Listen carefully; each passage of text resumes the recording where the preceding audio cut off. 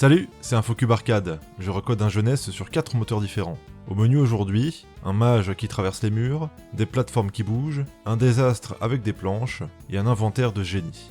Mais avant ça, merci encore. La dernière vidéo vous a beaucoup plu et vous avez explosé l'objectif. J'espérais 100 abonnés, on est déjà à plus de 150. Donc nouvelle mission pour la communauté, casser le compteur et dépasser les 250 abonnés.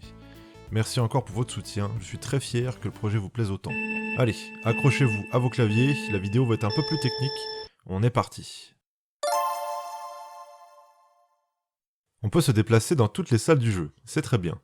Mais maintenant il faudrait qu'il s'y passe des choses. Dans le jeu on a plein d'objets à ramasser, à déplacer, à utiliser, donc je voulais me consacrer à cette tâche avant d'attaquer les ennemis. Vous commencez à me connaître, je démarre toujours par les choses difficiles pour que ce soit fait pour de bon. Le premier élément que j'ai travaillé a été le tapis roulant, et je peux vous le dire, je ne pensais pas galérer autant. J'ai fait la 3D de l'objet, magnifique. Contrairement au jeu d'origine, on voit bien toutes les planches, l'effet est super, ça va aider le joueur à savoir dans quelle direction chaque tapis se déplace. Merveilleux. Mais maintenant, il faut intégrer.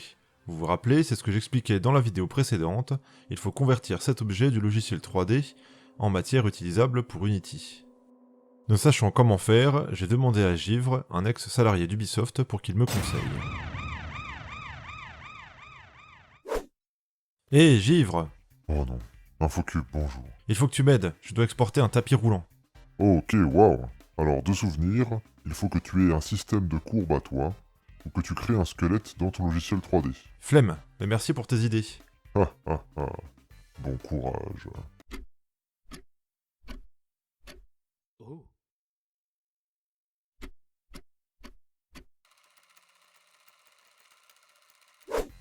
Givre, j'ai une blague. Finalement, j'ai utilisé les courbes. La chute était attendue. Dommage. Et c'est comme ça que j'ai pu faire fonctionner l'animation des tapis roulants. Donc actuellement, dans l'histoire, on est ici. Il va falloir rendre tout ça plus dynamique, mais c'était sans compter sur mes choix technologiques passés. En effet, j'ai choisi pour mon personnage le composant Player Controller, qui permet de gérer le déplacement sur les pentes et le contact au mur automatiquement. Sauf que ce composant est nul pour la détection de collision. Donc je ne peux pas l'utiliser pour détecter les objets qui sont en dessous de mon personnage. Il faut revenir au basique, la gestion de la physique à la main. Ça m'a occasionné de gros problèmes, le temps que je code ça, je vous explique comment ça va fonctionner. C'est aussi le bon moment pour s'abonner, c'est gratuit, ça fait plaisir.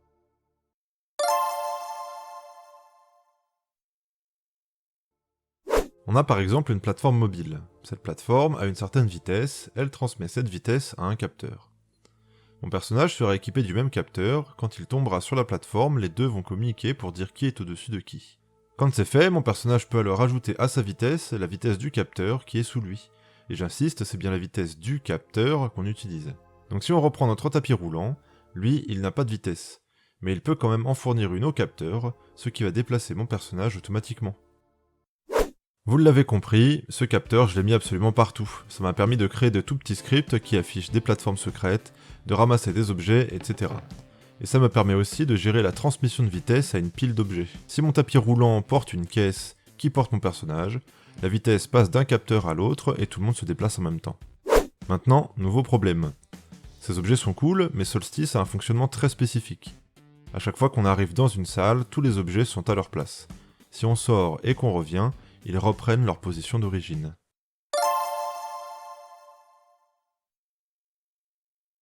Premièrement, j'ai fait un script qui enregistre la position des objets dynamiques la première fois qu'on entre dans la salle. Et j'ai aussi ajouté le fait que quand une salle charge, elle doit aussi se préparer, c'est-à-dire récupérer la liste de tous les objets dynamiques qu'elle contient et de les placer à leur position de départ. Elle demande aussi à tous ces objets de prendre leur statut initial. Si une plateforme est cachée, elle doit rester cachée quand le joueur retourne dans la salle, même si entre les deux il l'avait découverte. Et cette préparation a un avantage certain. Quand le joueur meurt sur des pics, il suffit de préparer la salle à nouveau, de placer le joueur à sa position d'entrée, et le tour est joué. J'en ai aussi profité pour jouer avec les potions.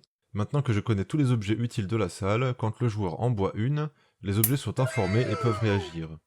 Cela ne concerne bien sûr que la potion de révélation des plateformes et d'arrêt du temps pour bloquer la gravité. Pour finir avec la gestion des salles, je rappelle qu'il y en a 300, et que je ne vais évidemment pas mettre tout ça dans un seul niveau. Voici comment on va procéder. Déjà, j'ai découpé la carte en groupes de 40 salles.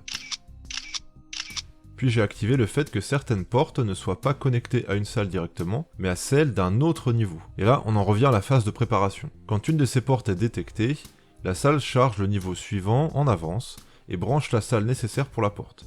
Puis, quand on progresse, on ne détruit pas tout de suite le niveau précédent. Et oui, si le joueur veut subitement faire demi-tour, on va s'éviter un nouveau chargement. Par contre, si le joueur avance dans le nouveau niveau pour de bon, on ne conserve bien que celui-ci. Et on le rechargera à nouveau à la prochaine préparation de la salle. Ok, on peut manipuler des objets. On peut se déplacer sur toute la carte, et il nous manque un dernier élément important, et ça tombe bien, c'est l'algorithme du jour.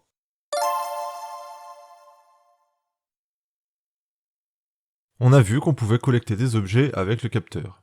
C'est bien, mais dans la préparation de la salle, il va obligatoirement réapparaître si on ne fait rien. J'ai donc créé un script supplémentaire qui va vérifier si l'objet est dans l'inventaire, et qui va le masquer ou l'afficher si besoin. En effet, si je ramasse une clé, je veux qu'elle disparaisse pour toujours, mais la dite clé va aussi permettre d'activer des objets ailleurs, donc je peux choisir l'un ou l'autre en fonction des besoins. Tous mes objets collectibles ont donc un identifiant, c'est automatiquement le numéro de la salle plus le type d'objet, mais je peux aussi créer mon identifiant moi-même. Sauf que voilà, des objets ici nous posent problème, les jetons. Je rappelle la règle. Quand on atteint un game over, on revient au dernier jeton récupéré, et tous les objets ramassés depuis sont remis dans le jeu. J'ai donc eu une idée. Vu qu'on a nos identifiants, il me suffit de les enregistrer dans l'ordre, et si game over il y a, je détruis les identifiants de l'inventaire jusqu'à tomber sur celui d'un jeton. Quand c'est fait, je stocke comme quoi ce jeton a été utilisé, pour ne pas le remettre lui aussi dans le jeu au prochain game over. Et l'affaire fut rapidement pliée. Par contre, je ne sais pas vous, mais vous ne trouvez pas que le jeu manque de vie? De personnages qui bougent et qui tentent de nous tuer à chaque couloir? Eh bien ce sera pour dans 2 semaines. Entre temps, pensez à vous abonner pour ne pas rater la prochaine vidéo. Vous pouvez aussi nous soutenir sur Ko-fi et discuter avec d'autres devs et streamers sur le Discord. Ciao ciao!